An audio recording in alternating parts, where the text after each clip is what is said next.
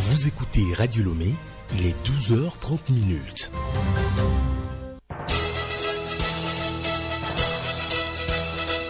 Le journal Alice Berthe Barandaou.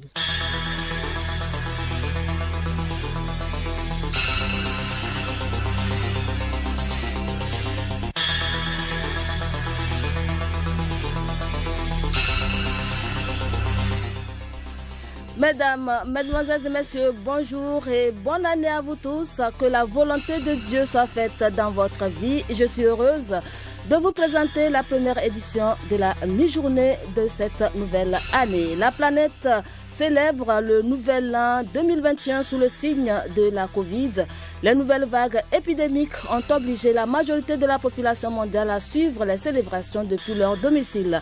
Au Togo, plusieurs célébrations économiques ont marqué le réveillon et ce premier jour de l'année 2021.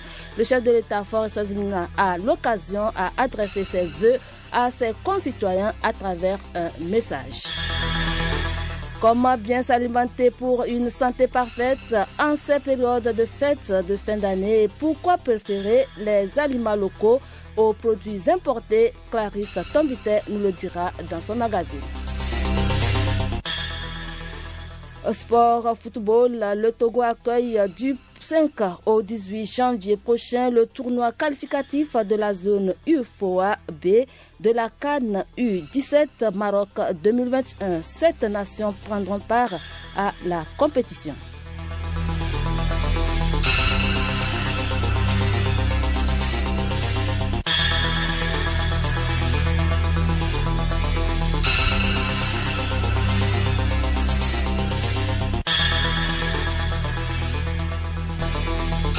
Radiolomé.tg. Vaille que vaille, l'année 2021 est arrivée. La planète a tourné la page de l'année 2020 marquée par la pandémie du coronavirus qui a contraint des milliers de personnes à célébrer dans l'intimité et chez eux le passage au nouvel an. Dans de nombreux pays du monde, c'est à travers les célébrations économiques que les populations ont accueilli l'année 2021. Au Togo, le président de la République, Faure Eswazimina Gnazingbe, a remercié Dieu pour toutes ses grâces pour notre pays et dressé le bilan de l'année écoulée. Nous allons le suivre incessamment, le temps de dire que ce premier jour de l'année, les cultes et messes se sont poursuivis dans le monde. Au Togo, il y a eu des offices religieux à travers le pays. À Lomé, les fidèles chrétiens se sont retrouvés à la cathédrale et à l'église presbytérienne d'Apegame pour implorer la bénédiction de Dieu sur le peuple togolais et de ses dirigeants. Mathias Begbeni, reportage. À la cathédrale de Lomé, les fidèles catholiques ont partagé la bonne nouvelle tirée de l'évangile de Luc, chapitre 2, versets 16 à 21. Les révérends pères concélébrants ont tour à tour manifesté leur gratitude au Tout-Puissant pour ses bienfaits au cours de l'année écoulée. Ils ont par ailleurs imploré la bénédiction du Créateur sur la nouvelle année. Révérend Désiré Podar, curé de la cathédrale de Lomé. Le message principal, c'est la bénédiction. La bénédiction pour le peuple de Dieu. La première lecture l'a si bien dit. Vous bénirez et les fils d'Israël comme ceci. Que le Seigneur tourne vers vous son visage et vous accorde sa paix. Amen.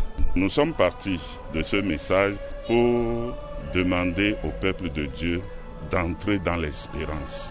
Car si le Seigneur promet sa bénédiction, c'est que les jours à venir seront meilleurs.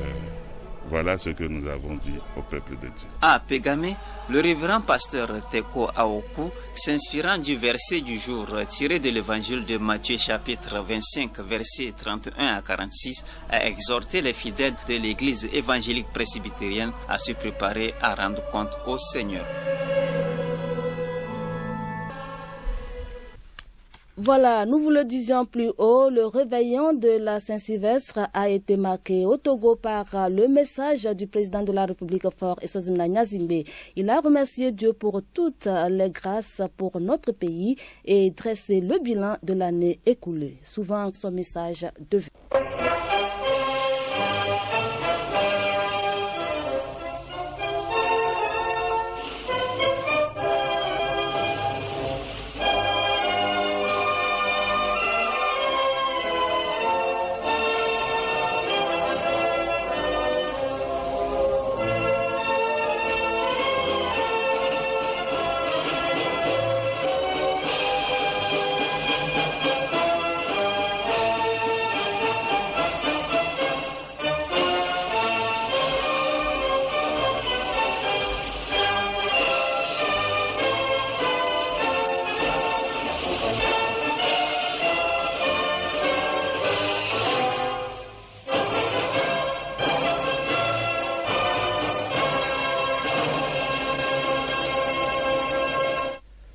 seuil de la nouvelle année, je suis heureux de m'adresser à vous.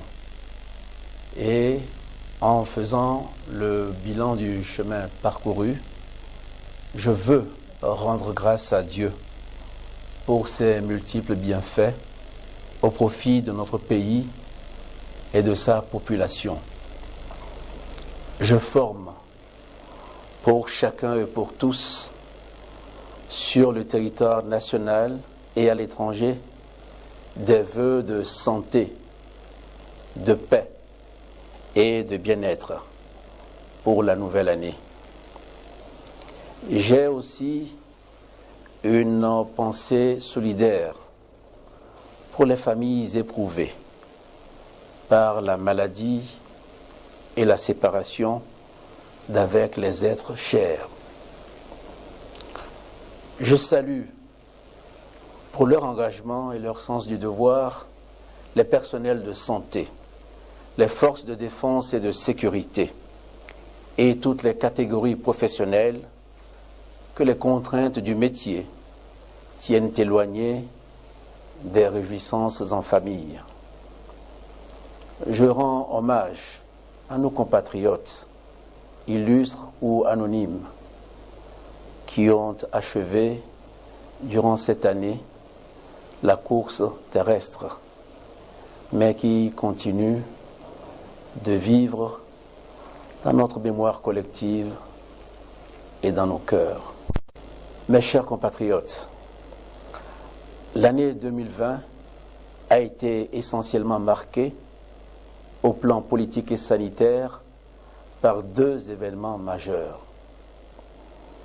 En me référant à la tenue de l'élection présidentielle au mois de février, je remercie la providence divine qui nous a permis d'honorer ce rendez-vous républicain juste avant la survenue de la pandémie dans notre pays.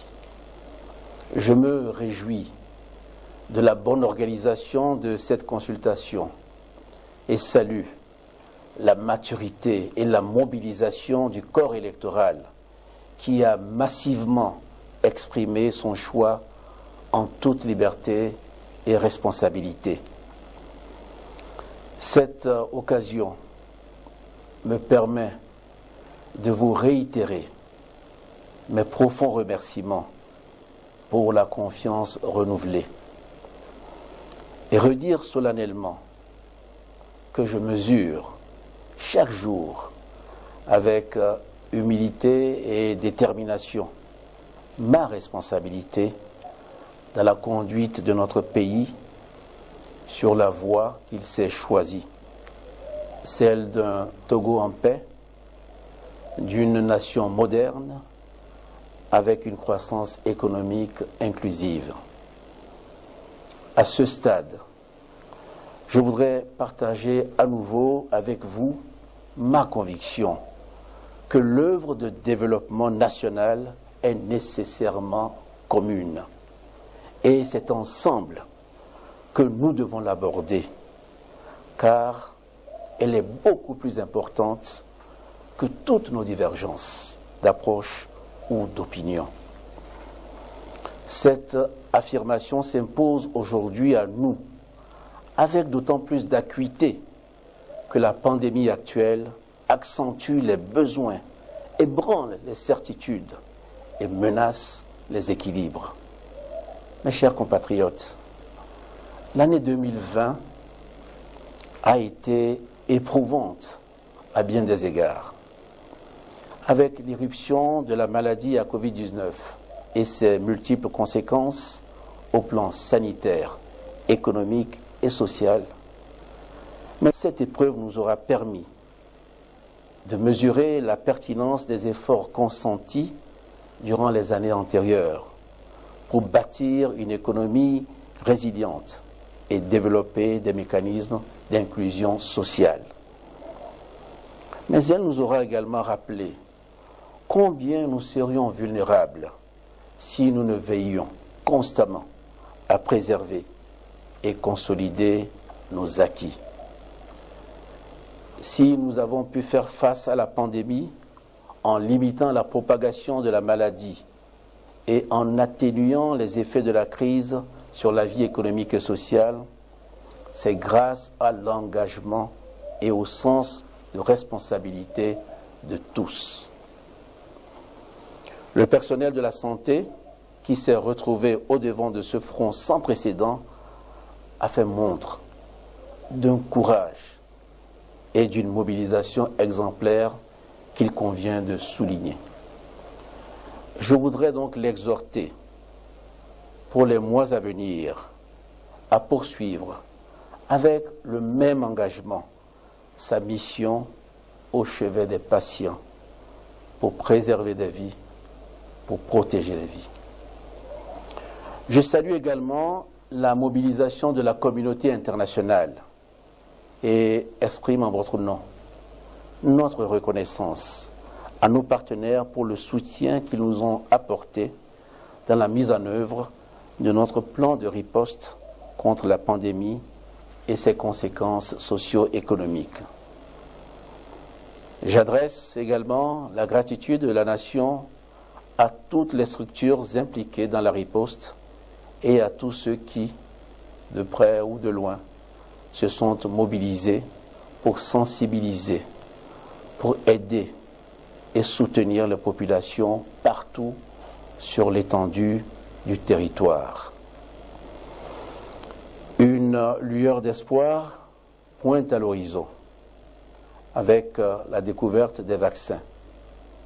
Je veux vous dire que nous ne les ignorons sur aucun moyen pour préserver nos vies et nous permettre de reprendre très rapidement le cours normal de nos activités. C'est pour cela que j'ai instruit le gouvernement pour que les dispositions soient prises afin que notre pays, qui a déjà adhéré à l'initiative COVAX, bénéficie dès que possible des premières doses de vaccins qui seront destinées prioritairement aux personnes présentant des facteurs de comorbidité et au personnel soignant. Mes chers compatriotes, lorsque les temps deviennent aussi durs et incertains, il est important de faire appel à nos valeurs de fraternité et de solidarité pour nous permettre de continuer notre marche en ne laissant personne de côté. C'est dans ce sens que le gouvernement a agi en mettant en place, dès les premières semaines, un revenu national de solidarité que nous connaissons tous comme le programme Novici. Ce programme a constitué un secours efficace pour nos concitoyens, susceptibles d'être les plus affectés par les mesures de lutte contre la pandémie. Nous avons à tous égards maintenu nos efforts vis-à-vis de la lutte contre les vulnérabilités en mettant en place une feuille de route du quinquennat qui prend appui sur 3 axes et met en exergue l'harmonie, l'inclusion sociale et la paix. C'est aussi en faisant appel au dialogue et à la concertation que nous avons pris des mesures spécifiques de soutien aux acteurs de l'économie et initié un plan de relance des entreprises qui sera mis en œuvre. Lors de mon adresse de circonstance le 1er avril dernier, j'ai lancé un appel à une grande discipline collective pour nous permettre de remporter la bataille que la pandémie nous a imposée. Puiser dans le génie togolais nous aura permis de démontrer une capacité collective salutaire d'innovation et de résilience. Cet effort, nous le faisons collectivement, avec l'adhésion de tous et la contribution de nos partenaires. Je voudrais insister sur la nécessité pour chacune et chacun d'entre nous de maintenir le respect des mesures barrières, en ne cédant pas à un relâchement qui pourrait être cause d'aggravation. Mes chers compatriotes, si la mobilisation nationale à laquelle vous avez tous adhéré nous a permis de préserver l'essentiel, nous devons humblement reconnaître que les solutions que nous avons pu mettre en œuvre demeurent forcément perfectibles en raison des contraintes et des inconnues inhérentes à la maladie. Nous devons donc nous enrichir des leçons que la crise nous aura administrées pour continuer d'améliorer notre quotidien dans ce contexte. Le renforcement de notre système de santé sera poursuivi. Davantage d'efforts seront consentis pour dispenser une formation de qualité au personnel médical et disposer d'un plateau technique performant. Tout en continuant de le renforcer, l'assurance maladie sera progressivement généralisée. Spécifiquement, nous démarrerons dans les prochaines semaines le programme de gratuité des soins pour les femmes enceintes. Dans le secteur de l'éducation, principal levier de réduction des inégalités, nous mobiliserons les ressources nécessaires pour former la relève et accroître pour la jeunesse les chances d'accéder à un emploi décent. La digitalisation s'est trouvée au cœur des solutions les plus efficientes mises en œuvre récemment. Elle devra être généralisée à tous les secteurs et nous ferons appel au numérique et à ses applications technologiques pour relever le défi de l'inclusion et de la protection sociale, en particulier avec le programme d'identification biométrique de tous les résidents et l'instauration d'un registre social unique. Elle sera également un des outils phares qui permettra de renforcer les efforts déjà entrepris en vue d'améliorer la gouvernance économique et prévenir les actes de corruption. Les résultats encourageants obtenus cette année par les régies financières, malgré la pandémie sanitaire, en sont une preuve. Ces évolutions resteront fondées sur le socle de la solidarité à laquelle nous continuerons de donner corps afin que la communauté nationale se tienne toujours prête à soutenir les plus vulnérables parmi nous. Mes chers compatriotes, la préservation de la paix et de la sécurité apparaît plus que jamais décisive au regard des menaces qui émergent çà et là, et particulièrement dans notre sous-région. Je salue l'engagement des forces de défense et de sécurité et les encourage à maintenir ce dévouement professionnel dans la fidélité à leur déontologie et le respect des citoyens. La récente loi de programmation militaire confère aux forces de défense et de sécurité les outils idoines pour l'exercice de leur mission de protection et de défense dans la cohésion avec l'ensemble des forces vives de la nation. Au plan économique, nous allons poursuivre la transformation structurelle de notre économie et confirmer notre capacité à générer une croissance durable et inclusive, à même de s'intégrer aux grands ensembles. Notre pays devra consolider ses succès passés, notamment en matière d'assainissement des finances publiques, tout en continuant d'accroître les investissements et de renforcer les capacités de transformation de nos produits. Mes chers compatriotes, l'année qui s'achève a marqué le 60e anniversaire de notre accession à l'indépendance. Je voudrais, au regard de ce repère important, nous exhorter à inscrire la cohésion nationale au rang de nos priorités pour l'avenir.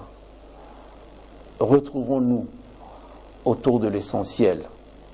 Assumons notre histoire et reconnaissons nos différences comme autant de sources d'enrichissement mutuel. Nous nous donnerons ainsi les moyens d'aborder les mois et années qui viennent avec confiance et sérénité.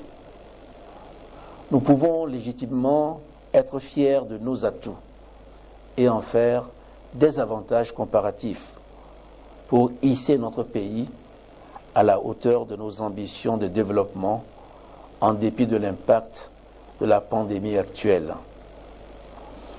Je reste pour ma part convaincu que nous sortirons de cette situation pour relancer notre économie grâce au dynamisme de notre jeunesse, de nos femmes et de notre secteur privé.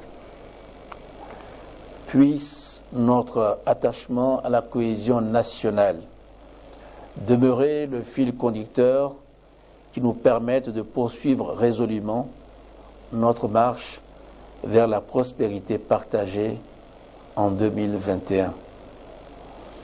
Que Dieu bénisse notre cher Togo et qu'il nous accorde à tous la santé et la vigueur d'esprit nécessaires pour bâtir notre pays suivant le destin que nous avons choisi.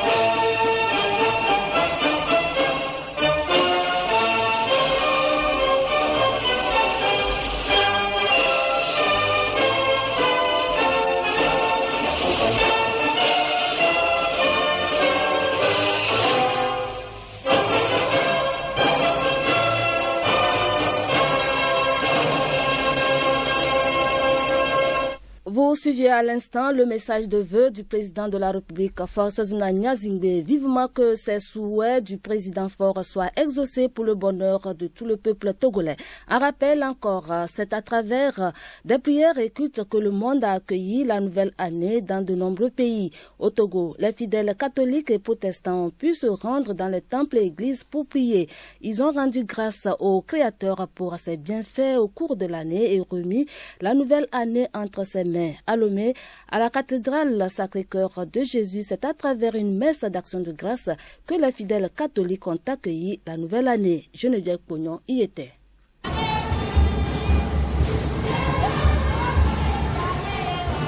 C'est à travers des chants et prières que les chrétiens catholiques de la cathédrale Sacré-Cœur de Lomé ont témoigné toute leur reconnaissance à Dieu malgré les moments difficiles liés à la pandémie de Covid-19. Dans son homélie tirée de l'évangile Saint-Luc au chapitre 12, versets 35 à 40, le révérend père Désiré Baudard, administrateur de la cathédrale, a appelé les chrétiens à se tenir prêts quand le temps de rentrer dans l'éternité de Dieu arrive. Nous l'écoutons. Chaque année est une année bonne, car étant une partie du temps qui est bon. 2021 aussi sera une bonne année, car faisant partie du temps de Dieu qui est bon. Chers frères et sœurs, il est bon de nous rappeler, après cette brève théologie du temps, que la création a été faite pour l'homme, pour son bonheur, pour sa joie, pour sa paix. Car dans la pensée de Dieu et dans les faits de Dieu, l'homme est grand. L'homme qui est grand peut entrer dans l'éternité de Dieu s'il le désire, s'il fait un bon usage du temps que Dieu lui accorde. Écoutons le Seigneur Jésus nous parler, nous enseigner sur la vigilance à observer pour ne pas rater l'occasion que Dieu nous offre d'entrer dans son éternité.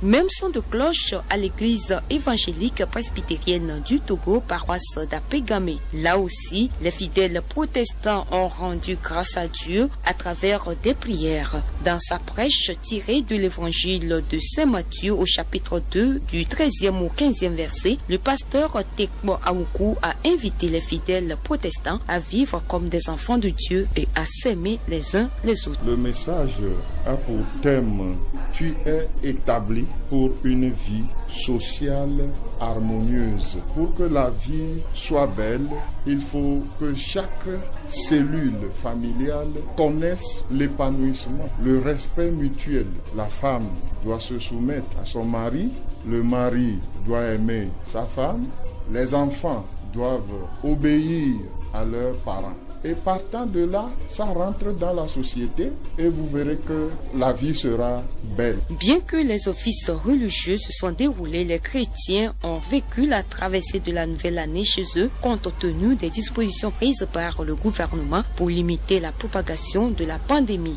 Bonne fête de Nouvel An à tous et à toutes.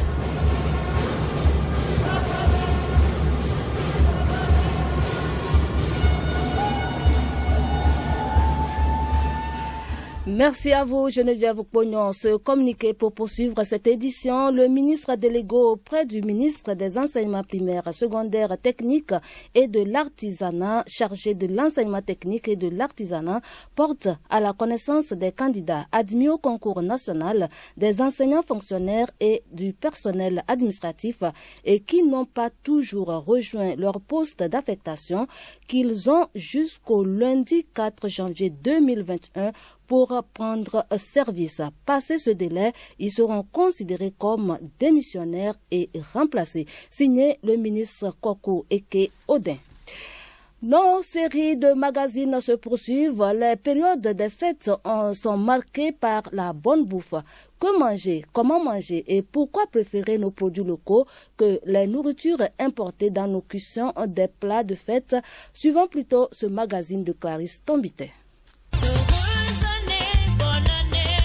L'industrie agroalimentaire en pleine expansion déverse de multiples et variés aliments pré-préparés ou des fast-foods avec des goûts rehaussés au sel, sucre et cubes pour fidéliser les clients. Ces plats ou aliments importés mis dans des boîtes de conserve à consommer sur une période donnée ne sont pas trop conseillés pour notre alimentation. Diapo Dafou Bangna, nutritionniste au ministère de la Santé, relève les dangers des produits importés. Lorsque nous mangeons de façon déséquilibrée les produits importés, avec notre statut actuel de sédentarité, nous bougeons moins, nous prenons des motos, nous prenons des voitures jusqu'à dans nos chambres. Nous ne marchons pas, nous ne faisons pas d'exercice physique. Après, nous sommes assis dans les bureaux climatisés. Nous ne dépensons pas de l'énergie et nous apportons le double, le triple et ce presque tous les jours que Dieu fait. Si vous prenez un aliment naturel, c'est difficile que cet aliment soit vraiment hyper calorique. Mais vous pouvez prendre un aliment transformé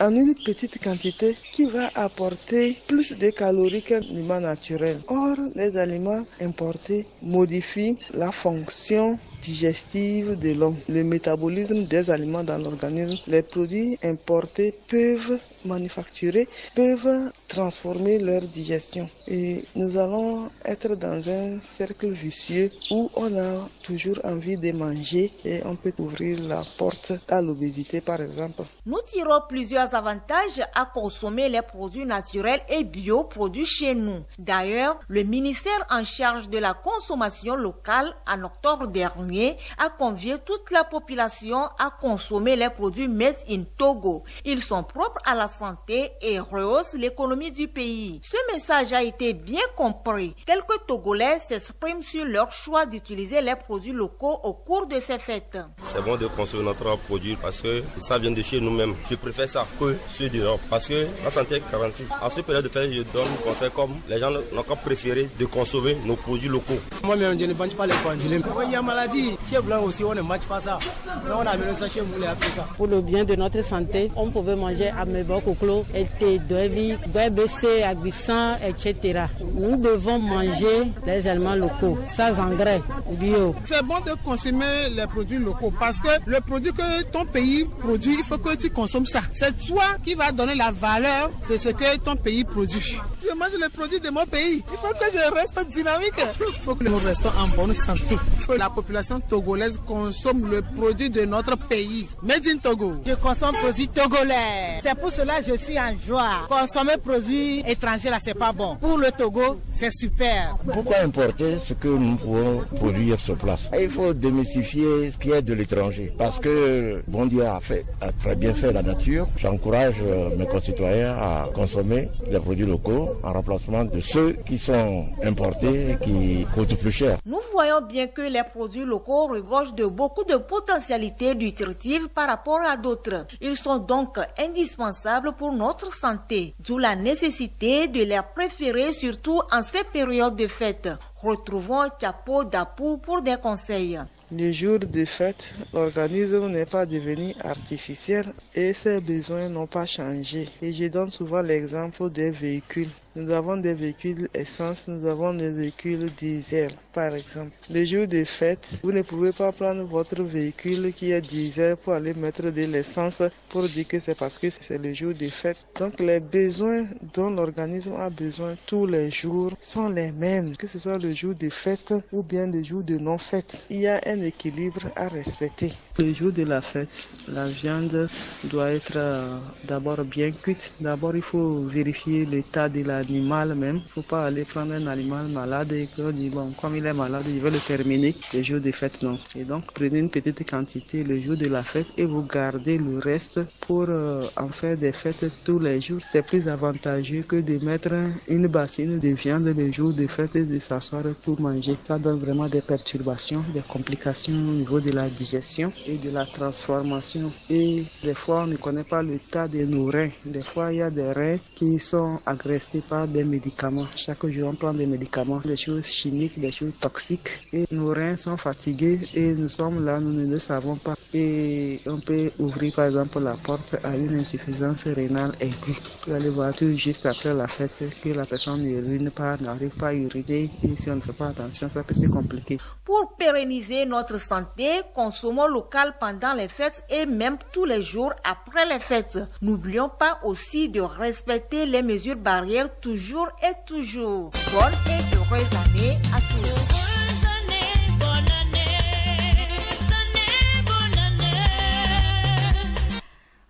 Voici pour poursuivre au menu de l'agenda culturel de cette semaine du vernissage, la sortie du single et la dédicace du livre. Geneviève Pognon nous en parle. Une nuit d'avril, un roman d'Edith Mas Yagibou dédicacé dans le mois de décembre, une œuvre limpide qui met en lumière la femme africaine battante. L'auteur y évoque ses expériences professionnelles en tant que sage-femme, mère, des moments difficiles et ses joies à côté de son époux, homme politique nommé en une nuit d'avril ambassadeur de son pays, la Haute-Volta, actuelle Burkina Faso aux États-Unis. Roman émouvant, fascinant, captivant, Une nuit d'avril est le deuxième ouvrage d'Edith Mas Yagibou, togolaise de père et burkinabé par alliance. Autre sujet, l'artiste de la chanson gospel Vicky Star sort officiellement le 3 janvier prochain son single intitulé Yesu Bikoti Iwofe. En effet, et en français, je vis grâce à Jésus. Ce sera dans l'émission Full Gospel avec David Bright sur la radio Fréquence 1. Vicky Star que nous écoutons. Yesu Bikoti Iwofe, je vis grâce à Jésus. Oui, sans Jésus, je ne suis rien. C'est lui qui veille sur moi, c'est lui qui me garde, c'est lui qui me protège. Il est tout pour moi. Et le titre est en effet, je vais aussi promouvoir la culture IFE. Nous avons l'habitude de chanter des chansons en français, en Ewe, en anglais. Moi, je chante en IFE et je chante en Bambara aussi parce que actuellement, je suis au Mali. Donc, les Maliens aussi ont besoin d'écouter cette chanson et de comprendre ce que la chanson dit. Yesu, ni ite, ni chunte fouye. La chanson, c'est Dieu lui-même qui m'a inspiré. J'étais assise un soir, je pensais un peu à tout ce que Dieu fait pour moi. C'est là la chanson est venue dans ma bouche. J'ai commencé par chanter S'il plaît à Dieu le 3 janvier 2021. Nous tous, nous allons le chanter pour la gloire de son Saint-Nom. Alléluia. Cette année 2020, j'ai traversé des moments très difficiles et cette chanson est venue pour me consoler, moi-même d'abord, pour consoler le peuple de Dieu, pour dire à quelqu'un que quelles qu'en soient les situations, c'est Jésus qui garde, c'est lui qui veille sur nous. L'agenda culturel, c'est aussi l'exposition d'œuvres d'art dénommée Introspection de l'artiste plasticien Thierry Tometti. Le vernissage se déroule depuis le 17 décembre et prend fin le 10 janvier prochain à l'hôtel Onomo. Et puis, sachez que le créateur de génie, précurseur du prêt-à-porter et homme d'affaires international, Pierre Cardin, a secoué le monde de la mode jusqu'à son dernier souffle. Le couturier français s'est éteint mardi dernier à l'âge de 98 ans. Pierre Cardin laisse derrière lui un empire dont il avait posé les premières pierres en 1950.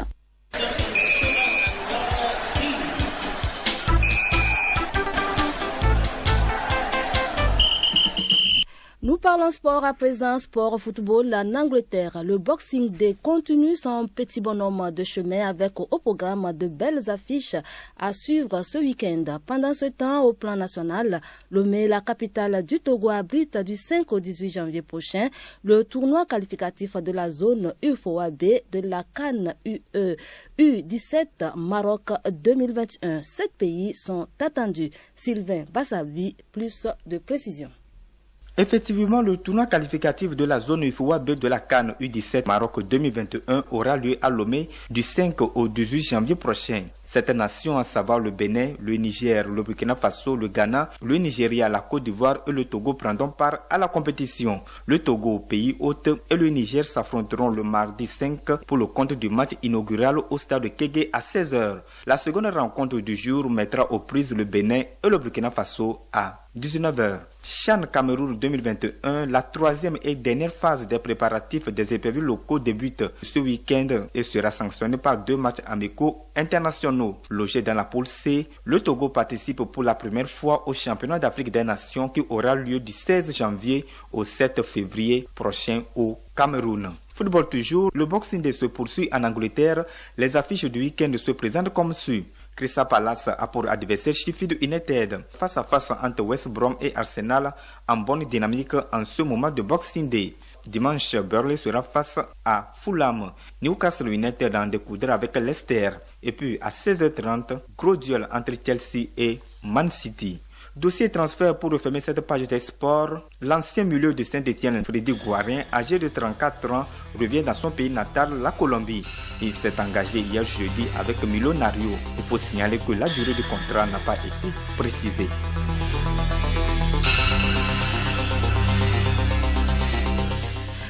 Merci à tous d'avoir suivi ce journal. Quelque peu long, actualité oblige.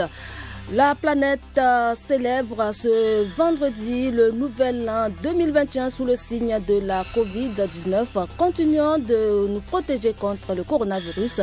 Les mesures édictées par le gouvernement en ces périodes de fête de fin d'année sont pour notre bien. Continuons de les respecter. Bonne fête de nouvel an à tous.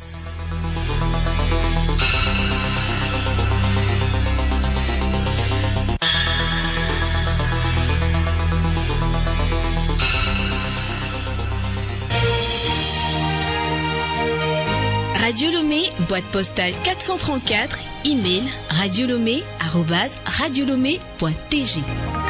radiolomé.tg